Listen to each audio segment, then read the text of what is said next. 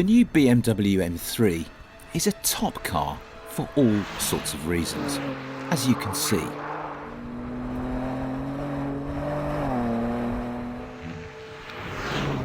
But one of which is its new Drift Analyser system, which can be accessed by scrolling through the car's M settings menu, then by simply clicking on Activate. To get the best results, you'll need to switch all the M3's safety systems off, dial its 10-stage traction control system down to 0, and make damn sure that there's no one else around. A private piece of land like the track at Landau would work a treat. And then, well, you do the drifting, if you can, and the system tells you if you're any good or not. Well, that's the theory, at any rate. Right, I'm sure you'll have read about this or even seen some videos about it by now, but if you don't know, the M3 has a new drift mode control system, everything on it. It's got 10-stage traction control, we know that, but it's also got a drift analyzer. And basically it measures how far your drift is, what angle you get to, how long it takes, and then it gives you a star rating as well. So obviously you switch everything off, I mean completely everything, and then you just start drifting in it, and then as soon as you stop drifting, it detects, and then all these numbers come up over there. So let's give it a whirl. This is second gear. Big change of direction there. Another big change of direction there.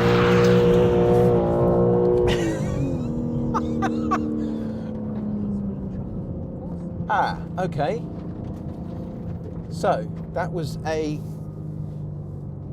it's given me 4.5 stars for that drift, which was 166 yards long at an angle of 22.2 degrees. Why can't I get 5 stars for that? What on earth are you supposed to do to get a 5-star rating? Oh, I don't know. Drift Analyser or not. This thing goes sideways beautifully. But the fact that it's got this Drift Analyser on it, I suspect that could mean that you might see 1 or 2 brand new M3s and M4s, because the M4's got this system on it as well, buried quite deep in hedges across the countryside over the next few months. The Drift Analyser system seems to give you the best marks for getting the car into the biggest angle of slide, not necessarily rewarding you for doing the longest or the fastest slides, which is a bit weird. A decent bit of transition work mid-slide also seems to meet with the system's approval and ensures that you get good marks. These techniques are of course absolutely vital when honing your M3 driving techniques on the damper sections of the B4388. Only joking.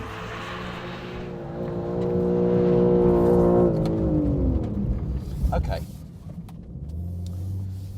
so that's a series of direction changes, and I think that's what this Drift Analyser likes the most, because you get, I mean, at one point there I was almost on the lock stops. Which way was it? Yeah, through here I was almost on the lock stops there, and then you go almost on the lock stops there. But I'm only in second gear, so there's nothing especially heroic about that. There's a much faster 4th gear corner out onto the back straight, which I'm now going to try and stick it sideways through and just see what rating it gives me then. So give it a bung. I mean, that's 80 miles an hour I'm drifting at there. And it's only given me 4 stars for an 84 mile an hour drift.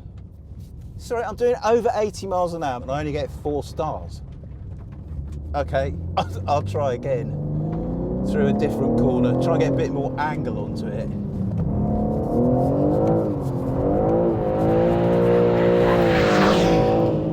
Right, what's that? Oh, go away, that's 3.5 stars it's given me now. You know why? It's because the drift angle is only 18.6 degrees. Whereas when I'm doing it through in second gear through the really nudgy bit, that's 22.2 degrees. So it's all about the drift angle. It's not about the drift speed, it's not about the drift skill, it's all about the drift angle. It's basically rating you higher the closer you get to actually spinning it. So there you go. That's the new M3's Drift Analyser analysed. It's an amusing new piece of tech for sure, but for heaven's sake, make sure you use it responsibly. So don't say you haven't been warned.